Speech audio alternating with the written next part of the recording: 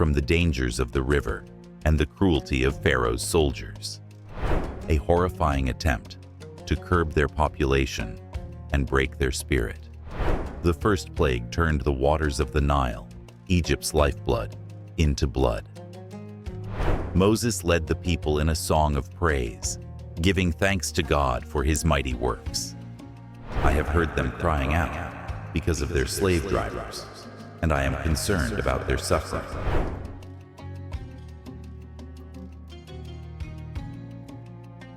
The history of the Israelites in Egypt spans over 4 centuries, a period marked by both prosperity and suffering. When Joseph, the son of Jacob, first brought his family to Egypt, it was during a time of famine. The Israelites found favor with the Pharaoh of that era, and they prospered in the land of Goshen. For generations, the descendants of Jacob, also known as the children of Israel, lived peacefully and grew into a great nation within the borders of Egypt. However, as the years passed, the memory of Joseph and his contributions faded from the minds of Egypt's rulers. A new Pharaoh ascended the throne, one who did not know Joseph, and with him came a darker chapter in Israel's history. As the Israelites multiplied, Pharaoh became increasingly fearful of their numbers and potential influence. He saw their growth as a threat to the security of his kingdom. What if they allied themselves with Egypt's enemies? What if they rebelled and overthrew the throne? These fears led Pharaoh to take oppressive measures. He enslaved the Israelites, forcing them into hard labor, building cities such as Pithom and Ramesses, and serving under the harshest of conditions. The once flourishing nation became a nation of slaves, living under the burden of brutal taskmasters who showed no mercy. Despite the oppressive conditions, the Israelite population continued to grow.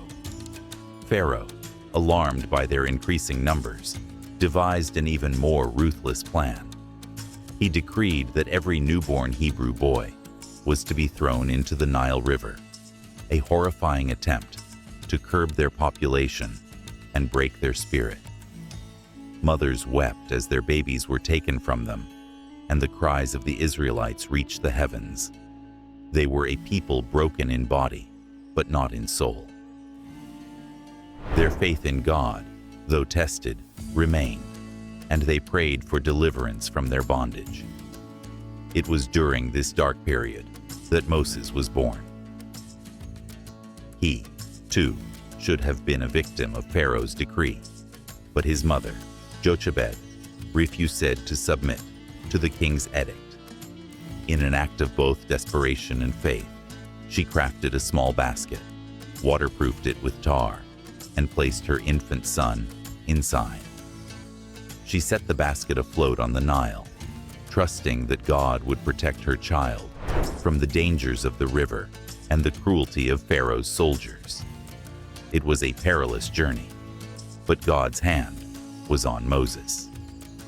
The basket drifted down the river until it was discovered by none other than Pharaoh's daughter. Moved by compassion, the princess decided to adopt the child as her own, naming him Moses, meaning drawn from the water. In a remarkable twist of fate, Moses, a Hebrew born under a death sentence, was raised in the very household of the man who sought to destroy him. He grew up as a prince of Egypt, educated in the ways of the Egyptian court, and familiar with the power and grandeur of the world's greatest empire. Yet, despite his royal upbringing, Moses never forgot his Hebrew identity. Deep within him was the knowledge that he was part of a different people, a people oppressed and enslaved. As Moses grew into manhood, the burden of his people's suffering weighed heavily upon him. He witnessed their harsh treatment under Egyptian overseers, and his heart ached for the injustice they endured. One day, while observing an Egyptian taskmaster brutally beating a Hebrew slave, Moses' long-suppressed anger boiled over. In a moment of rage, he struck the Egyptian down, killing him. Realizing the severity of his actions and fearing the consequences, Moses fled Egypt, leaving behind the life of luxury and privilege he had always known. Moses found refuge in the land of Midian, where he started a new life far from the reach of Pharaoh.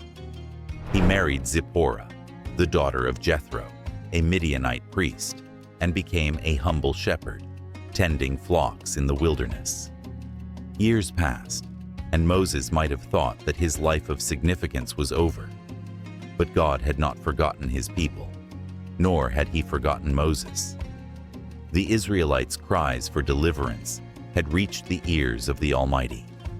God had made a covenant with Abraham, Isaac, and Jacob, and he would remain faithful to his promises. One day, as Moses was tending his sheep near Mount Horeb, also called the Mountain of God, he encountered a sight that would forever change his life. He saw a bush that was burning, yet it was not consumed by the fire. Intrigued, Moses approached the bush, and as he drew near, he heard a voice calling his name.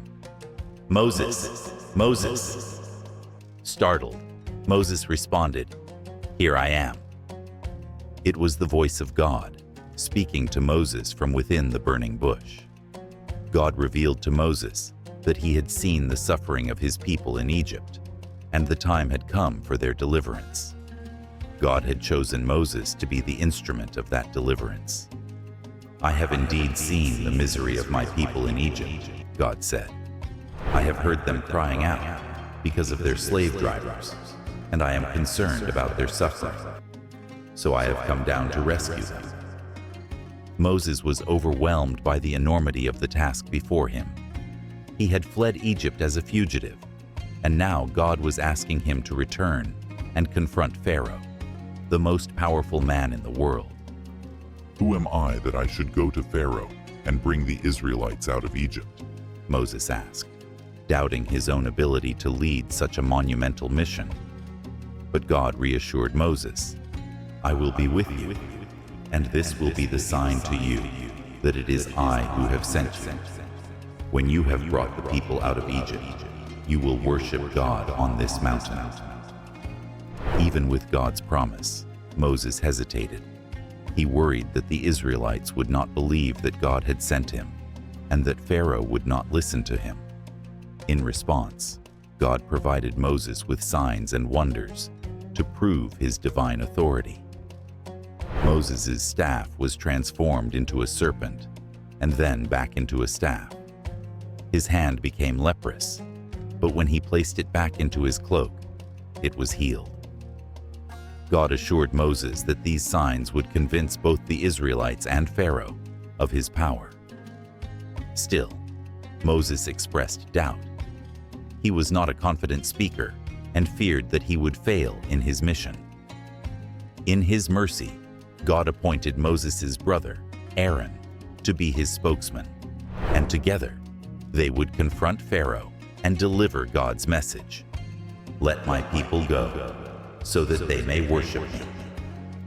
Thus, Moses and Aaron returned to Egypt. Their first encounter with Pharaoh was tense and unyielding. Pharaoh, in his arrogance, dismissed their demand. He scoffed at the idea of releasing the Israelites, who had become the backbone of Egypt's labor force.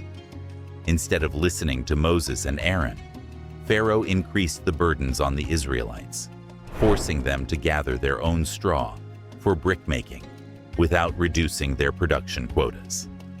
The Israelites' suffering intensified, and they began to question Moses' leadership, accusing him of making their situation worse. But God had warned Moses that Pharaoh's heart would be hardened, and so began a series of divine judgments upon Egypt. These judgments, known as the 10 plagues, were a direct challenge to the gods of Egypt and a demonstration of the power of the God of Israel. Each plague struck at the heart of Egypt's economy, religion, and society, leaving the land in ruin. The first plague turned the waters of the Nile, Egypt's lifeblood, into blood. The fish died, and the river became foul, undrinkable. But Pharaoh remained unmoved. The second plague brought a horde of frogs that overran the land, filling homes, streets, and even Pharaoh's palace. Next came gnats, followed by swarms of flies that plagued both the people and the livestock. Each plague was more devastating than the last, but still, Pharaoh refused to release the Israelites. God then struck the livestock of Egypt with a deadly disease, killing their cattle, horses, and donkeys. Yet Pharaoh's heart remained hard. The sixth plague brought painful boils upon the Egyptians, followed by a terrifying hailstorm that destroyed the crops in the fields and shattered trees. Locusts came next, devouring what little remained after the hail. Still, Pharaoh's defiance persisted. Then, the ninth plague brought darkness over the land, a thick, oppressive darkness that lasted for 3 days. The sun, worshipped as a god in Egypt, was blotted out. But even this display of power could not sway Pharaoh. The final and most devastating plague was the death of the firstborn. God instructed Moses to have the Israelites prepare for this night by sacrificing a lamb and smearing its blood on the doorposts of their homes. This act of faith, known as the first Passover, would protect them from the angel of death. When the angel passed through Egypt, he would strike down the firstborn of every household that was not marked by the blood of the lamb, from the palace of Pharaoh to the lowest servant. That night, as the Israelites huddled in their homes, the angel of death swept through the land. The wails of grief rose from every Egyptian household as they discovered their firstborn children dead. Even Pharaoh's own son, the heir to the throne, was taken by this final plague. Broken and devastated, Pharaoh summoned Moses and Aaron in the middle of the night and commanded them to take the Israelites and leave Egypt at once. Thus began the Exodus. The Israelites, numbering in the hundreds of thousands, gathered their belongings and set out from Egypt. God had instructed them to ask their Egyptian neighbors for gold, silver, and clothing, and the Egyptians, eager to see them go, gave freely. The Israelites marched out of Egypt as a free people, guided by Moses and Aaron, and led by the presence of God in a pillar of cloud by day and a pillar of fire by night. However, Pharaoh's stubborn heart once again hardened. After the Israelites had left, he realized the full impact of what had happened. He had just lost his entire slave labor force. In a fit of rage, Pharaoh gathered his army, including hundreds of chariots, and set out in pursuit of the Israelites. His soldiers, armed and ready for battle, raced across the desert to overtake the fleeing Hebrews. When the Israelites reached the edge of the Red Sea, they found themselves trapped.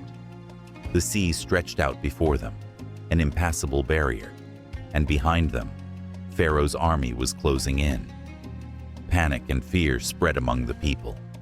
They cried out to Moses, accusing him of leading them into the wilderness to die. "Were there no graves in Egypt that you brought us out here to die in the desert?" they lamented. But Moses, filled with faith, spoke to the people. "Do not be afraid. Stand firm, and you will see the deliverance the Lord will bring you today. The Egyptians you see today, you will never see again. The Lord will fight for you. You need only to be still." Then, in a moment that would be remembered for all generations, Moses stretched out his staff over the sea. A strong east wind began to blow, and the waters of the Red Sea parted, forming towering walls of water on either side and leaving a dry path through the sea. The Israelites, in awe of the miracle before them, began to cross the sea, walking on dry ground as the waters stood tall, like sentinels on their left and right. Pharaoh's army, undeterred by the sight, pursued the Israelites into the sea. But as the last of the Israelites reached the far shore, God instructed Moses to stretch out his hand again. The waters, which had stood so firm, came crashing down upon the Egyptians, engulfing their chariots, soldiers, and horses. Not a single one of Pharaoh's men survived. The mighty army of Egypt was swallowed by the sea, and the Israelites stood on the other side, free from their oppressors at last. The parting of the Red Sea would forever be etched in the Israelites' memory as a moment of divine intervention and miraculous deliverance. Moses led the people in a song of praise, giving thanks to God for his mighty works. "The Lord is my strength and my defense. He has become my salvation," they sang. "He is my God, and I will praise him, my father's God, and I will exalt him." Although the Israelites had been freed from Egypt, their journey through the wilderness was only beginning.